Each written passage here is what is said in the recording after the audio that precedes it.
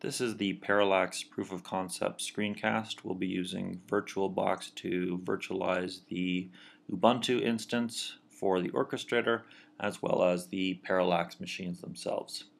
We already have the Ubuntu virtual machine running.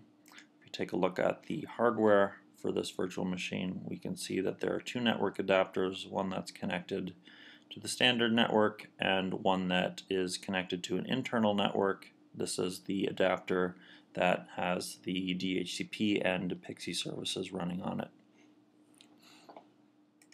If we take a look at the code that we're going to be distributing to the dimes, it's just a very simple assembly program that sends the keyboard keystrokes to the destination as defined in the dime parameters. We've already compiled this program and the binary is in the right location. Let's go ahead and start up a couple Parallax machines. We can take a look here and see that there is no storage. These machines are booting off of the network. Parallax is about 16 kilobytes or so to boot off of Pixie.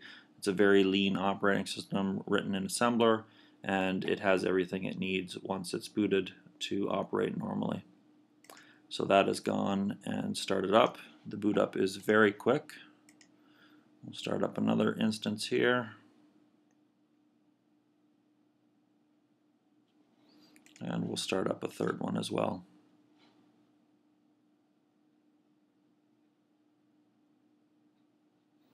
Alright. We'll go ahead and start the orchestrator up. Start up the orchestrator will do a broadcast on the network to see what Parallax machines are available. It's already detected the 6 IDs, as there are 2 dimes on each of these virtual machines because they have dual processors. Now that the orchestrator is running, we can log into the web GUI.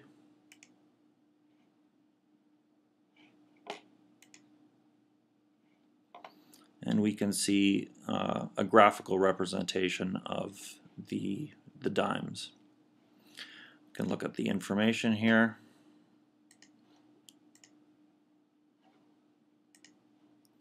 And we can also distribute the program. So we've already compiled the Hello World application. We'll go ahead and send it to node 1. That's complete.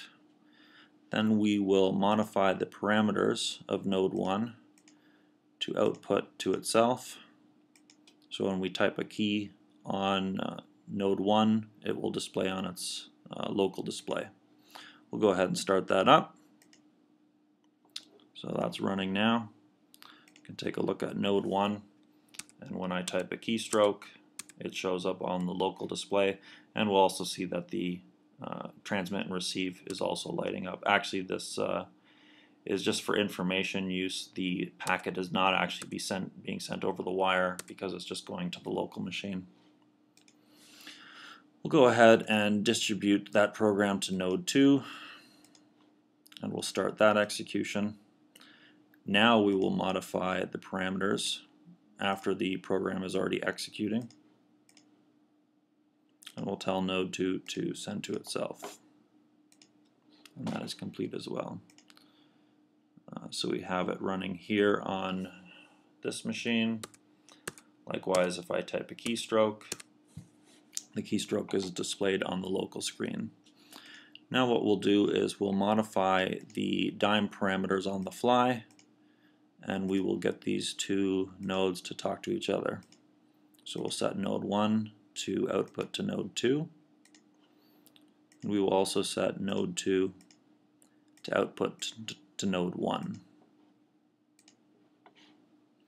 And now if I type on one of these machines, we'll see that when I type the keystroke on our Pixie Boot 2 machine, the transmit light lights up and the keystroke is being displayed down on node 1.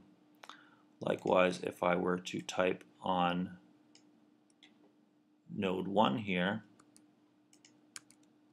the keystroke is displayed on node 2. We can see the the network transmit and receive here. Now what we'll do is we will simulate a hardware fault on one of these Parallax nodes that are currently running software, and we'll see what the orchestrator can do to remedy that situation. We'll power off one of these machines, and we'll just take a look at the console. So what the orchestrator has done here is it's detected that one of the nodes, actually in this case 2 of the nodes were dead because there are 2 dimes on each one of these virtual machines.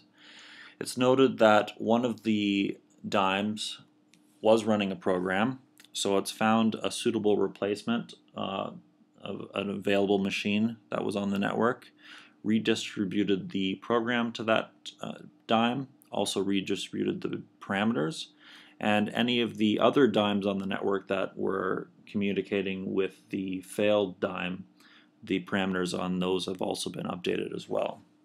So we can see that the program is now running on our 3rd instance of Parallax, and we also have the original instance on 2 here. If we type a key on this machine, we can see that it's going to the new failover, as it were, machine. And if we type on instance 3 of Parallax, we can see that it displays correctly. We can go ahead and fix the failed hardware by turning it back on. Let's start up instance 1 again. That's complete. And within the orchestrator,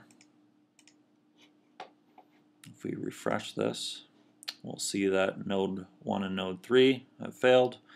We'll resend the heartbeat. And we can also see that whereas we had the program running on dime 1 and dime 2 is now running on dime 2 and dime 4. We can fail over back again if we have a hardware failure by turning this machine off.